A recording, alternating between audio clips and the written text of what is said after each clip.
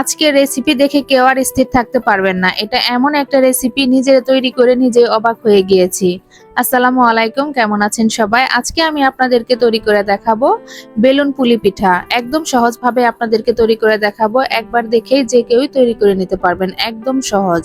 চলুন তাহলে মূল রেসিপিতে চলে যাই। এখানে আমি 1 কাপ পরিমাণ ময়দা নিয়ে নিয়েছি, আর সাথে নিয়ে নিয়েছি স্বাদ মতো লবণ, আর দিয়ে নেব 1 চামচ পরিমাণ চিনি।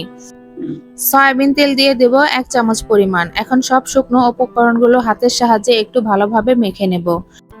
সবকিছু মাখানো হয়ে গেলে এখন আমি নরমাল পানি দিয়ে এখানে একটি ডো তৈরি করে নেব। আমরা রেগুলার যে রুটি তৈরি করে খাই তার থেকে একটু নরম করে ডোটা তৈরি করে নিতে হবে। দেখতেই পারতেছেন আমি ডোটা কিভাবে তৈরি করেছি। এখন এটাকে 10 মিনিটের জন্য রেস্টে রেখে দেব। আর ভিতরের পুরটা তৈরি করে নেব। এখানে আমি পেঁয়াজ কুচি আর কাঁচামরিচ কুচি নিয়েছি। এগুলোকে সামান্য পরিমাণ একটু লবণ দিয়ে ভালোভাবে হাতের সাহায্যে মেখে নেব। মেখে নেওয়া হয়ে গেলে এখন আমি এখানে দিয়ে নেব চিকেন। আর চিকেনটা আগে থেকে রান্না করা ছিল, আমি হাতের সাহায্যে একটু ছাড়িয়ে নিয়েছি। আর সাথে দিয়ে নেব চিজ। এখানে আমি মজরেলা চিজ নিয়ে নিয়েছি। আপনারা এটা যে কোনো বড় সুপার শপে পেয়ে যাবেন। এখন সবকিছু একটু হাতের সাহায্যে ভালোভাবে মেখে নেব।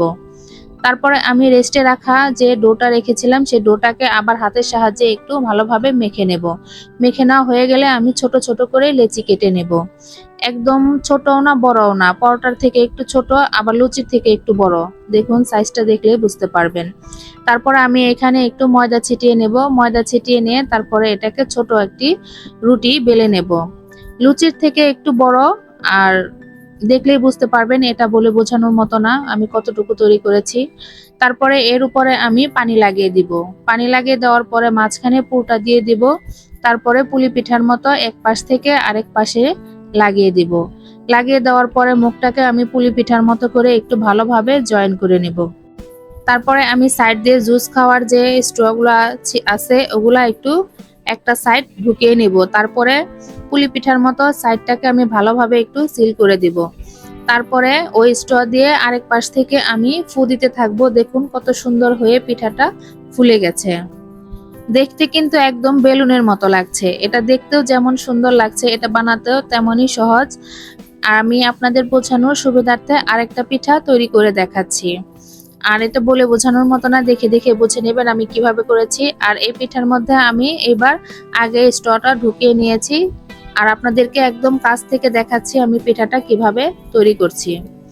তো দেখুন এটা ভিতরে দিয়ে কিন্তু ফু দিলেই সহজেই ফুলে যাচ্ছে। এটা দেখতে কতটা সুন্দর লাগছে।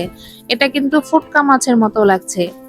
তো আমার সবগুলো পিঠাই তৈরি করা হয়ে গিয়েছে। এখন ভেজে নেওয়ার পালা। কড়াইয়ের মধ্যে আমি পর্যাপ্ত পরিমাণ তেল দিয়ে নিয়েছি। এখন একটা পিঠা দিয়ে দিব।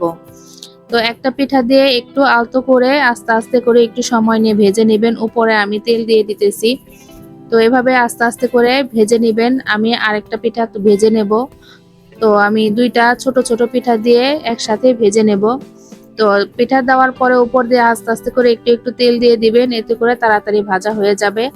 আর আমি দুইটা চামচের সাহায্যে উল্টে পাল্টে ভেজে নিচ্ছি, কারণ এগুলো একটু ফোলা ছিল, বেশি ভাজতে একটু সমস্যা হচ্ছিল। আমি একইভাবে সবগুলো পিঠাই ভেজে নিয়েছি। তো দেখতেই পারতেছেন আমার পিঠাগুলো দেখতে কতটা ফুলকো হয়েছে, একদম কিন্তু বেলুনের মতো ফুলে গিয়েছে। অবশ্যই বাসায় একবার ট্রাই করে দেখতে পারেন, এবং বাসায় মেহমান আসলে এভাবে বানিয়ে দিলে কিন্তু তারাও আপনার পিঠার প্রশংসা করবে। আমার রেসিপি যদি ভালো লাগে তাহলে অবশ্যই একটি লাইক কমেন্ট করে দিবেন, আর আমার চ্যানেলের সাথেই থাকবেন। ভালো থাকবেন সবাই, আল্লাহ হাফেজ।